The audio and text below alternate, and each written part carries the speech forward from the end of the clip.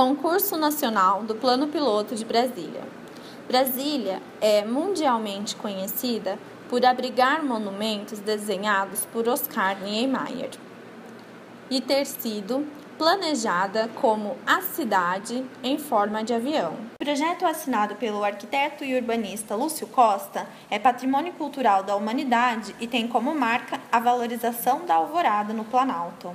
Mas a cidade poderia ser bem diferente da que conhecemos. Antes da construção da nova capital da República, o Concurso Nacional do Plano Piloto foi realizado entre setembro de 1956 e março de 1957.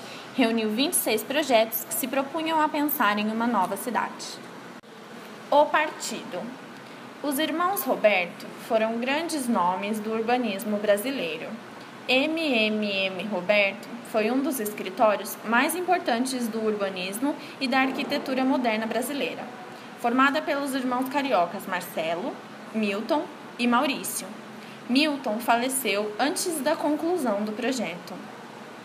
Os irmãos Roberto e equipe ganharam o concurso em terceiro e quarto lugar, dividindo a posição com Rino Leve e equipe.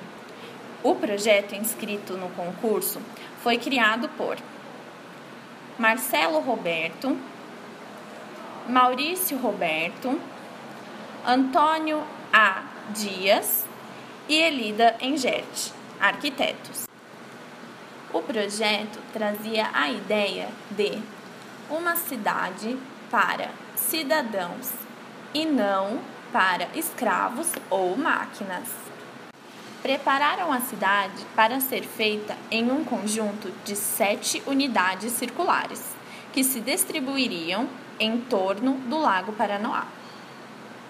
Adotaram as unidades circulares, pois se basearam em um modelo de Ebenezer Howard, urbanista que criou o conceito das cidades-jardins, que era um modelo radial e concêntrico. Mas o modelo do projeto era linear, e as unidades seriam centrífugas e centrípedas, tendo os dois movimentos se processando em toda a harmonia, contendo cerca de 172 mil habitantes em cada unidade. Planejada para abrigar 500 mil habitantes em suas 7 unidades, mas sujeito à expansão para até 14 unidades, caso fosse necessário. Unidades. Cada uma das 7 unidades tem características próprias, abrigando seus devidos setores. Unidade 1. Administração Regional e Metropolitana. Órgão executivo da Estatística Federal e Pesquisa Econômica, além da Catedral Metropolitana. Unidade 2. Comunicação. Órgão diretor dos Sistemas Nacionais de Comunicações e Transportes. Neste COR estariam abrigados centros de pesquisas e estudos técnicos, escolas técnicas e universitárias. Unidade 3. Finanças. Órgãos fazendários nacionais e sedes de grupos financeiros nacionais. Unidade 4. As artes. Abrigaria grandes teatros, casas de diversões, escolas de artes plásticas, música e dança. No COR estariam as chandelárias dos diversos países. Unidade 5. Ciências e letras. Órgãos nacionais da educação e da cultura. Reitorias das universidades, escolas e institutos de ciências e letras.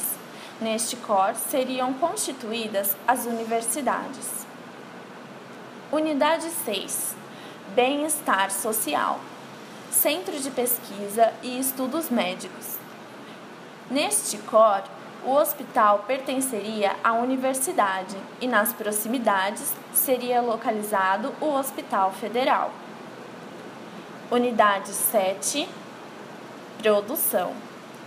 Órgãos nacionais de auxílio à produção. Planejamento econômico, defesa dos recursos naturais. População circundante. Em torno de cada unidade urbana existiriam estabelecimentos, como distritos rurais, para o abastecimento da unidade, uma base militar, uma base aérea, hospitais, dentre outros serviços. Visto que cada unidade possui 72 mil habitantes, soma-se assim uma população circundante de cerca de 180 mil pessoas. Setor de vizinhança. Cada unidade é dividida em 6 partes, tendo o core como centro. Cada uma dessas partes é chamada setor de vizinhança. Uma dessas partes é o centro de vizinhança, que abriga serviços e comércios, além das habitações em seu entorno. Cada habitação abrigaria uma família de 5 pessoas que está inserida em uma vizinhança com 792 habitações, ou seja, são 3.960 habitantes em cada vizinhança. Mas cada setor é dividido em 3 vizinhanças, então temos o total de 2.372 habitantes vezes 5 pessoas por moradia, o que nos dá um total de 11.889 habitantes por setor. 6 setores por unidade, o que nos dá 498.960 habitantes, e está dentro do planejado, já que eram previstos 500 mil habitantes. Circulação. Cada unidade teria apenas o raio de 1.200 metros, o que nos dá aproximadamente 15 minutos de caminhada, dispensando assim os meios de circulação motorizada. Previu-se então uma alternativa para o transporte coletivo nas principais ruas internas de cada unidade, as calçadas rolantes de duplo sentido. Este sistema funcionaria sob o abrigo do sol e da chuva. Como transporte coletivo eficiente entre as unidades e o Parque Federal, foi previsto um sistema de monorail. Este correria de modo geral, sem trincheiras no canto central da avenida de conexão das unidades e em subsolo ao atingir os cores e o Parque Federal. Os subsolos teriam suas paradas, assim como os pontos de ônibus. Parque Federal. Foi localizado próximo às unidades urbanas às margens do Lago Paranoá. O conjunto era organizado em 2 praças elevadas. Na Praça dos Três Poderes foram localizados edifícios do Legislativo, Executivo, Economia, Trabalho e Defesa e Judiciário. Na Praça Cultural ficariam o Teatro, Biblioteca, Edifício Internacional, Secretariado, Museu Nacional e Edifício da Ciência. Conclusão. O projeto tinha virtudes, colocava o centro da cidade junto ao Lago Paranoá, e o projeto para a construção e financiamento da cidade era prático e realista. Foi considerado o mais completo do concurso em relação ao uso da terra. Tanto, por consistir em núcleos separados, não tinha uma relação de caráter metropolitano. Cada parte possuía vida própria, era como se fosse uma cidade independente.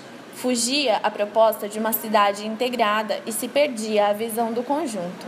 Pensamos que, se aprovado o projeto, hoje Brasília não teria uma malha urbana definida. Os núcleos acabariam se juntando, mas sem a organização que trazem os eixos atuais, sendo necessária a inclusão de semáforos, perdendo assim o propósito do andar a pé, do humano e menos máquinas, sendo também um plano desumano, pois controla e restringe a circulação dos pedestres.